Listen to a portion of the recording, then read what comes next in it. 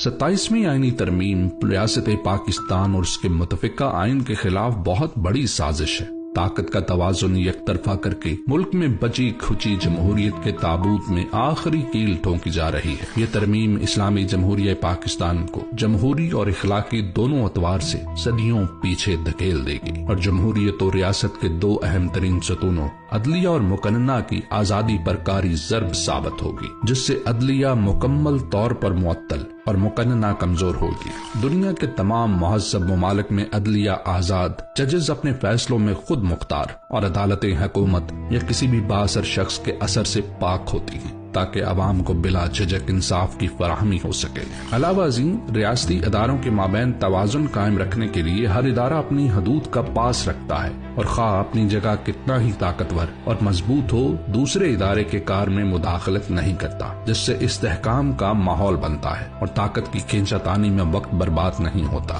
مگر افسوس، پاکستان میں الٹی گنگا بہہ رہی ہے اور یہاں وقت کے ساتھ ساتھ جمہوری اداروں کی مضبوطی نہیں بلکہ ان کو کمزور کرنے کے لیے ہتھ کنڈے اپنائے جا رہے۔ پہلے 26ویں آئینی ترمیم کر کے جمہوریت اور کسی بھی ریاست کی بقا کے لیے اہم ترین ادارے عدلیہ کو مفلوج کیا گیا اور اب 27ویں ترمیم کے ذریعے سے مکمل طور پر ہی موت کے گھاٹ اتارا جا رہا ہے۔ یہ ترمیم نظام انصاف کو عملی طور پر مکمل معطل کر دے گی اور عوام کو عدالتوں سے جو کوئی ہلکی سی بھی امید بچی ہے وہ ختم ہو جائے گی۔ 27ویں ترمیم کے بعد ججز کے تبادلے کا اختیار وفاقی حکومت کے پاس ہوگا، جسے میرٹ پر انصاف کے مطابق فیصلے کرنا دشوار ہو جائے گا، اور عدلیہ جو جمہوری اقدار میں ایک مکمل خود مختار ادارہ ہے، محض حکومت کے ماتحت ایک ادارے میں تبدیل ہو جائے گی۔ ججز کی حیثیت بھی ایک حکومتی ملازم کی سی رہ جائے گی، جس سے نظام عدل کو شدید ٹھیس پہنچے گی اور انصاف ناپید ہو جائے گا۔ مزید 27ویں ترمیم کے بعد آئینی معاملات میں فیصلوں کا اختیار سپریم کورٹ سے لے کر ایک نئی آئینی عدالت کے سپرد کر دیا جائے گا، جسے وفاقی حکومت کے تقرر شدہ ججز چلائیں گے، جس سے آئین کے ساتھ چھیڑخانی کر کے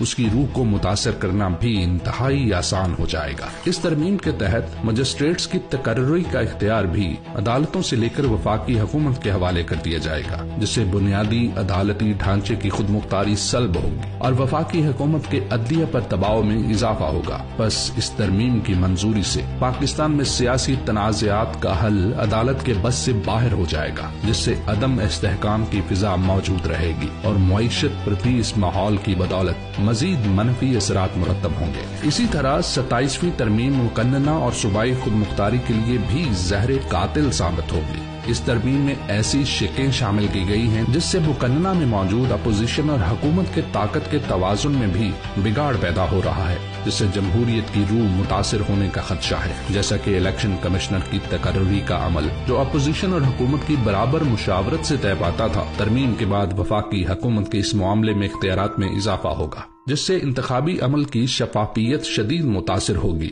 اور جب الیکشن کمشنر ہی حکومت کی ایما پر تعینات ہوگا تو عوام کے حق رائے دہی کی شفافیت بری طرح متاثر ہو جائے گی اور پاکستان میں خود مختار اور شفاف حکومت بننا ایک خواب رہ جائے گا۔ علاوہ ازیں 18ویں ترمیم سے صوبوں کو عوامی معاملات میں جو خود مختاری حاصل ہوئی تھی اسے کم کر کے وفاق کو کئی اختیارات واپس منتقل کیے جائیں گے، جس سے نچلی سطح پر مسائل میں اضافہ ہوگا اور وسائل کی عوام تک منصفانہ تقسیم مزید دشوار ہوتی جائے گی۔ اس ترمیم سے جس طرح فرد واحد کے ہاتھ مضبوط کر کے اسے تا حیات آئینی آب حیات پلایا جا رہا ہے، اس کی مثال بھی تاریخ میں نہیں ملتی۔ نہ صرف جدید جمہوری نظام بلکہ ہمارا دین بھی ہمیں حکومتی معاملات میں مشاورت اور طاقت کی تقسیم کا درس دیتا ہے۔ 27ویں ترمیم سے ایک سرکاری ملازم کو تاحیات استثناء اور مراعات حاصل ہوں گی اور اس پر کبھی کوئی مقدمہ نہیں بن سکے گا۔ طاقت کا یہ بگاڑ انسانی حقوق کی پامالی کی راہ مزید ہموار کرے گا،